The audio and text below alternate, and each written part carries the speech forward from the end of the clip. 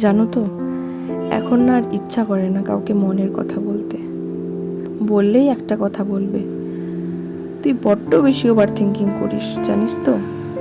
হ্যাঁ, করি আমি ওভার থিঙ্কিং, কিন্তু কেউ কি জানতে চেয়েছো কোনো দিনও যে কেন করি আমি ওভার থিঙ্ক? জানতে চাওনি, কারণ কোনোদিনও তোমরা আমাকে বুঝতেই চাওনি, আর বোঝার চেষ্টাটাও করোনি। আমার কোনো শখ নেই এমনি এমনি ওভার থিঙ্ক করে নিজেকে হার্ট করার। ওভার থিঙ্কিং কেন করি জানো? কারণ আমি ভয় পাই আমার কাছের মানুষগুলো যাতে আমার থেকে দূরে চলে না যায়।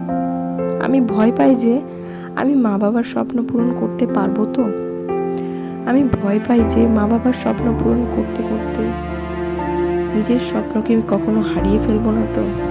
আমি ভয় পাই যে যদি আবার কাউকে মন দিই, সে আমার মন ভেঙে ফেলবে না তো।